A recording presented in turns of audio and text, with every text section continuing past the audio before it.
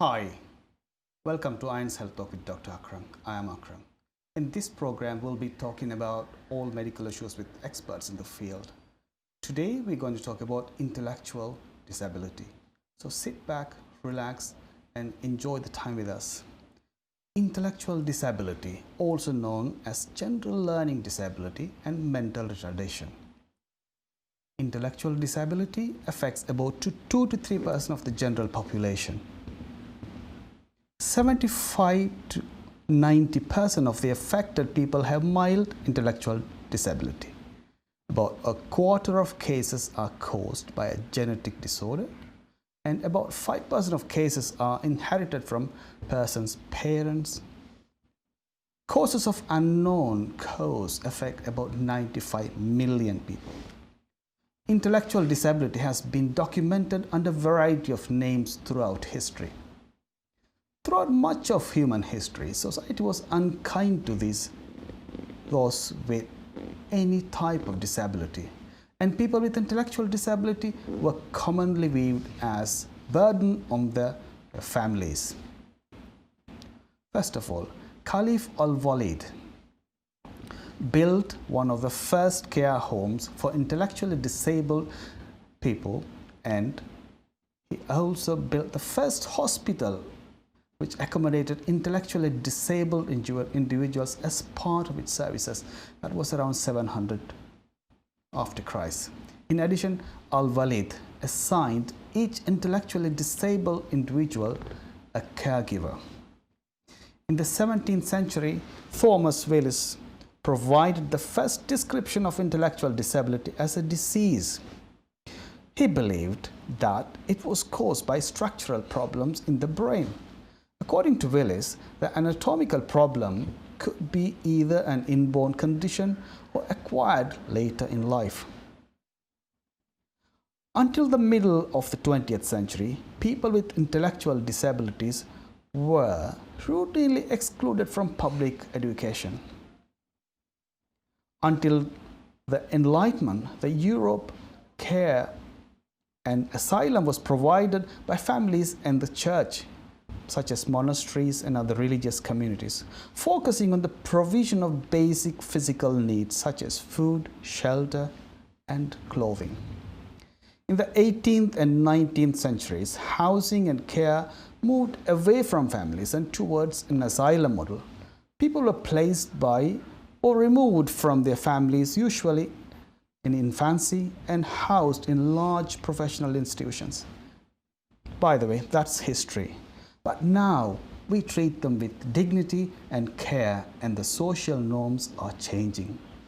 But first of all, let's look at what is intellectual disability, how do we care for them, what are their roles in our society, what are the new developments in their care, and where can we get help. Let's discuss all about this with our special guest, Dr. Shama Parveen, MBBS MRCP. Dr. Parveen works as a consultant psychiatrist in learning disability in Sussex Partnership Trust. Hello, Dr. Parveen. Welcome in our show. Hello, Dr. Akram. Thank you for having me on your show. It's a pleasure to have you here, and today we're going to talk something really important to our society, all about this intellectual disability. And I have a special guest in my program today. This is Marlon here. Marlon is, Marlon, how old are you? I'm 16. 16 years old, Marlon, and you go to high school, isn't it? Yeah, I do. So what made you interested in my program? Well, firstly, my dad showed me your program on Facebook, and I got really interested because it's very intellectual and it helps bring knowledge to these type of disabilities and infections that can be caused by people. Two people, sorry. I was also interested in medical science when I grew up, so this shows a really good opportunity for me to learn more and get more interested in the subject. So thank you for having me on the show. Excellent, Marlon. Thank you for being with us, and it's a pleasure. And this is something I wanted to do time to time and bring people who are really interested in medicine, people like you who are waiting to go to university, who are studying, and to get more involvement from the public. That's one of them. And Dr. Parveen, how is your day today? I've been good, thank you. It was a busy one. I've been working. Oh, you've been working. Okay, you're not just lying down in sun. Oh, the weather's changed a bit, isn't it? Have you had any holidays recently?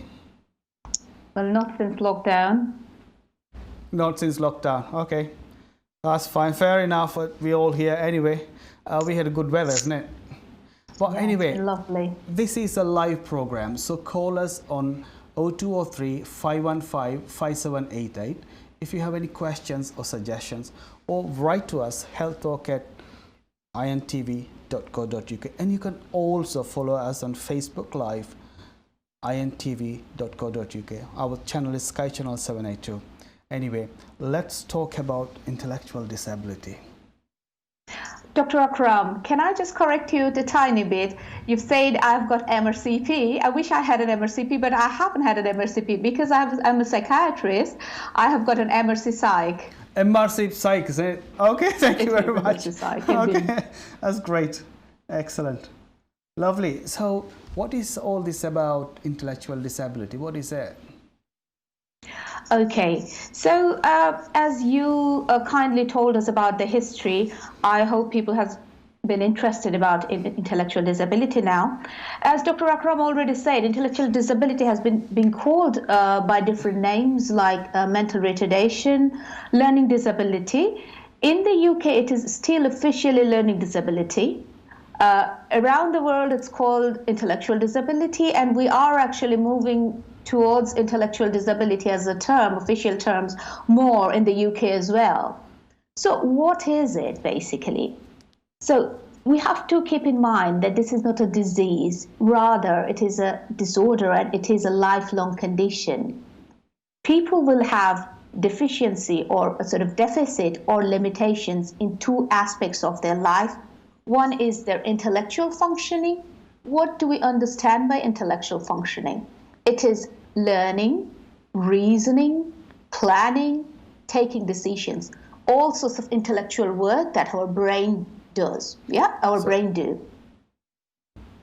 Okay. And the other, sorry, carry on. Yeah, go ahead. Yeah, that's fine. The other aspect is adaptive skills. So what is adaptive skills? It is basically the skills we need in our day-to-day life. It's just like personal care, cooking, cleaning, dressing up, taking a bath, brushing ourselves, going out, road safety, socializing. It all comes under adaptive skills. So in someone with intellectual disability, there will be deficit in both intellectual functioning and adaptive skill. Okay, intellectual functioning and adaptive skills. Yes. Okay. That's fine. Okay, you can go ahead with the answers. Yeah, that's fine. Yeah, of course, yes. So we have to take intellectual disability as a range or a spectrum. As Dr. Akram already told, that the most of the people comes under the mild intellectual disability, which is actually great, because that people with mild intellectual disability can have more a normal life. And this is actually the government's agenda to normalize normalization with the life of people with intellectual disability. That's really important, isn't it? To make these people in the society and get something out of them, and we give them something so they are not pushed away from the community. No, and because I was actually talking about this as being a range, if I get to tell you that what do we mean by these different levels of intellectual disability, someone with a mild intellectual disability who will have an IQ, which is a measured number for their intellectual functioning. Oh. So we say anything 70 or below is intellectual disability. Before that, can you tell us what is the normal IQ for general people? Yeah, so normal IQ, anything above 75. So anything above 75 anything above 75 is normal. Yeah, then you can Yeah. So And below 70, we actually call it as having intellectual disability. Intellectual disability. But we have to bear it in mind that it is not only this measure of intellectual functioning, it is also the adaptive skills we have to keep in mind. Okay, so people with mild intellectual disability, their IQ will vary between sort of 50 and 69, 70, around that level. But people with mild intellectual disability will be able to have a conversation during an interview. Most of the people can achieve an independent living. They actually may achieve paid work as well. But usually what we see that they have some sort of struggle throughout their academic life. Excellent. So as you can see, that just because someone has got intellectual disability, it doesn't mean that they have to be sort of that dependent onto people. People can be quite independent even with intellectual disability. So they can have reasonably function okay in our society, isn't it? Absolutely. I'm going to hold you here, and there is a caller coming online. Let's see what the question is about. Hello.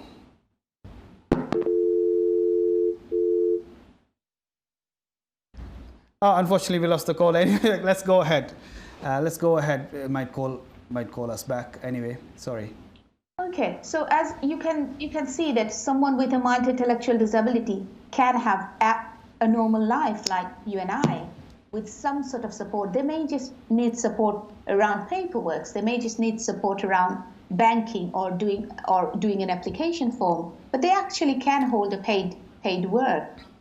So this is someone with a mild intellectual disability. Again, that varies. Someone with an IQ level of 50 will differ in their functioning with someone with an IQ level of 69. 69, if I can sort of explain that, yeah? So you say it's not like always intellectual disabilities. They're not always manual kind of workers. They could still do general white-collar work, or can they work in an office? Well, it is difficult to say. Yeah. It is difficult to say, but they sometimes may be able to do in office, may not hold a very high-level job that requires a lot of planning and decision-making, maybe not that level, but I can't see why they can't do an office work or admin sort of work, but with some sort of support and help. It actually depends on the level, because we have to remember we are calling someone with mild intellectual disability even with a 50 IQ and a 69 IQ, so there will be ranges, yeah. So do they do this tests for these people? Why do they just do the IQ tests? Are they anywhere? Is it in psychiatric clinics or? Well, it is usually the psychometric testings and done by the psychologist. It depends on where in their development, where basically in their life they are actually being diagnosed. I'm going to hold you here. The caller is back online, and I'm going to keep him on hold, but you could, let's finish that question. Let's go back and finish that, and we'll answer his call afterwards. Okay, so the next level of development that we divide is a moderate intellectual disability or moderate learning disability. Their IQ range varies from 35 to 49. I'm just uttering these numbers, but it will not depend only on those numbers, because we have to remember about the adaptive functioning as well. If we can actually help and support someone to improve their adaptive functioning, they can achieve a lot more. We have to just keep it in mind, yeah? So with people with moderate IQ, they can still have some basic reading and writing skills. They may need some supervision during for their day-to-day living skills. With people with more severe and profound and learning disability. Before that, let's get our caller into our show. Hello. Hello. Hello, good sir. Evening. What's your name? Welcome on our show. Hi. Yeah. Good evening. Good evening, sir. What's your name? Yeah, my name is Jamit. I'm calling from London. Okay, Jamid, would you like to say, you have something to say to us, or are you going to ask a question? Yeah, Dr. Akram, I want to tell you, it's an absolutely nice program. I like it. I'm always looking in Thank the you very much. It's more helpful program. It's more helpful program. I have one question. Are there any intellectual disability people who can have normal life in work? Okay, that's an No. interesting question. I'm going to pass the question to Dr. Parveen. Are there Yes. any intellectual disability people have a normal working life? Is that right? Yes. Yes, it depends on the support that they receive and the level of their intellectual disability, really. As I was saying, that they may not be able to achieve a job that requires a lot of planning and decision making, but some sort of help, some sort of job that they actually can get the support that they need, they can actually carry on working. That's excellent. Are you happy with the answer, Mr. Hamid? Okay. Thank you very much. It's nice having you on the show. Yeah, let's go ahead. Yeah. What we're talking about, Okay. the intermediate type. Yeah. Yeah, so after mild and moderate, there are severe and profound Severe. intellectual disability. Yeah, severe, the IQ range between 20 and 34, and the profound intellectual disability is below 20. So both of these groups will have a lot of physical disabilities as well, like epilepsy, motor disorders. People with severe intellectual disability may have visual problem, may have incontinence. So a lot of physical health issues would be there, So these are usually associated. These are the people we might see on the street, and we recognize them as disability Absolutely. people, isn't it? Absolutely. And these groups will be needing more support for their day-to-day living skills. So they will have definitely less adaptive skills than moderate to mild to moderate intellectual disabled people. So these will be people who will be needing more support for their day-to-day care and day-to-day life. And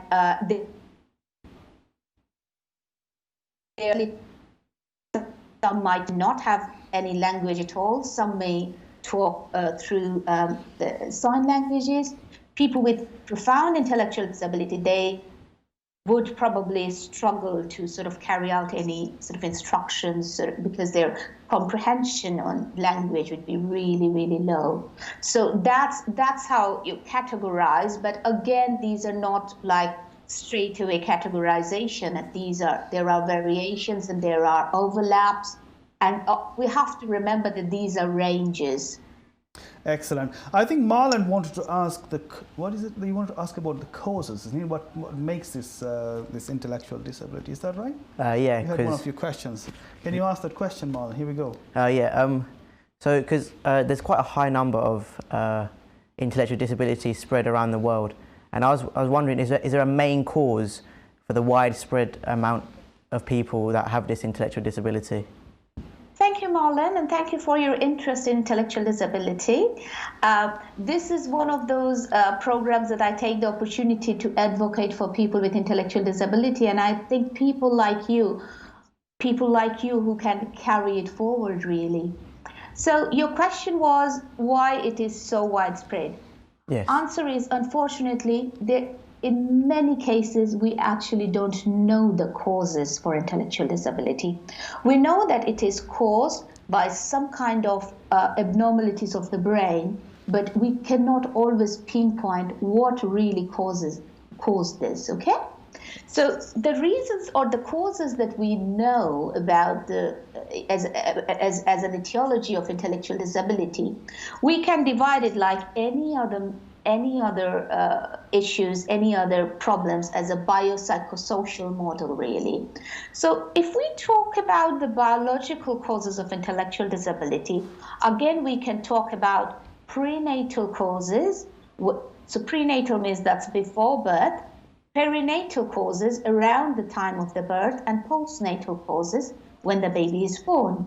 So as Dr. Akram was already telling you, the genetic causes, there are quite a few people. You were saying about 5% of the intellectual disability caused by the known genetic causes. We actually don't know if there are other unknown genetic causes, really, because we haven't managed to find out all the causes yet. But there are some causes. For example, Down syndrome is quite a common one that people with Down syndrome will have some kind of intellectual disability or learning disability. There are other things like Fragile X syndrome, inborn errors of metabolism. These are like genetic causes that people already got it when they are born. Yeah. I'm And going to that hold is you there. usually There is brought from another the caller parents. online, Dr. Parveen. Sorry. Let's Sorry, see. I lost you. Say it again. There is another caller coming online, and we'll get course, him. yes. We'll let him join us well in our course. questions. Hello, hello, sir. Hello, yeah, good evening, sir. Good evening. What's your name, sir? My name is Sofiq. I'd like to talk about the health, national health or international health department. From religion health coming from religion, and religion coming from health. I success in 1996, 17 March. I say Joy Bangla. I'm success of NHS. Thank you very much Because for. I know my. Okay. Okay, sir. Thank you very much for your question. It was quite interesting, but I tried a bit. I couldn't get what he was asking about, Dr. Parveen. Okay, let's go ahead. I think we dropped the call. The call has dropped somehow. It got interrupted. Okay, sorry for the interruption. So we were talking about the prenatal causes or the causes before birth. We talked about the genetic causes. The next one is any sorts of a toxin to the brain that actually can affect the brain development. So, for example, any drug abuse or alcohol abuse during pregnancy. The alcohol abuse can give rise to fetal alcohol syndrome, which is related to intellectual disability, or any infection, any prenatal infection like rubella can actually give rise to intellectual disability as well. So that, Marlon, this must be the preventable causes, isn't it? Because what Dr. Parveen explained, these things can be prevented if we know what we're doing. Is that right, Dr. Parveen? Yes, not always, but yes, some of them. Yes, Some you of can. them. There are vaccinations. You can certainly stay away from drugs and alcohols during pregnancy. There are things like heavy metals so you must have heard about tuna fishes. People who are pregnant who are pregnant shouldn't have tuna fishes a lot because it contains heavy metals. That's quite So interesting. It's what you said is pregnant people should not have a lot of tuna fish. Yes, because it has that got right? heavy metal in it. If you That's go quite on the interesting. internet, on the NHS site, you will see the exact amount that they're recommending that a pregnant woman should not have more than this amount of tuna fish per week. So these are the preventable causes. There is a caller again on the line. Let's join him as well. Hello, sir.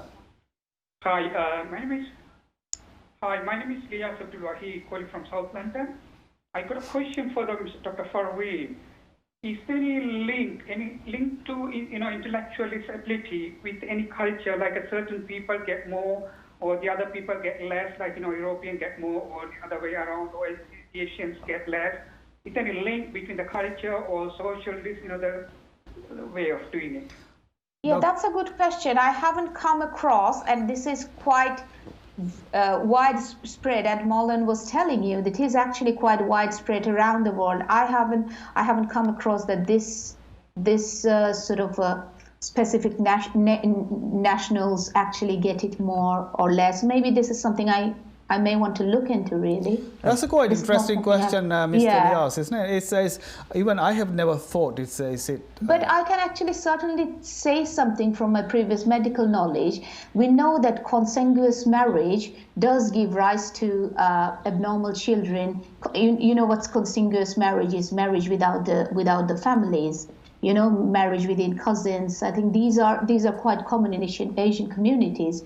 So this is something, as I said, I haven't read anywhere that this is certainly cause increased sort of prevalence of intellectual disability itself, but we know that the genetic disorder can be more in consanguineous marriages. Could I add, please? Yeah, man. Yeah, of course, yeah. So I know that in low-income countries, there is a higher rate of intellectual disabilities, and I believe this is because they're not as well knowledged compared to a more higher income country, as the education would be lower, like the education standard would be lower. So obviously they may not know about the drinking, the smoking, or even the tuna really. So they do these kind of things while they're pregnant without actually knowing. Yeah, you're trying to say the awareness is much less in low-income countries, isn't it? That's what do you say about it? It's quite interesting views from Marlon. Yeah, I would rather actually, if this is the case, as I said, I am not aware of any statistics that it is more in poor socioeconomic countries or low-income countries, but I can certainly relate to the other causes that I was actually coming to, because we only managed to talk about prenatal causes. If we do manage to talk about postnatal causes, you will find out that there okay, let me say malnutrition. 1 minute is.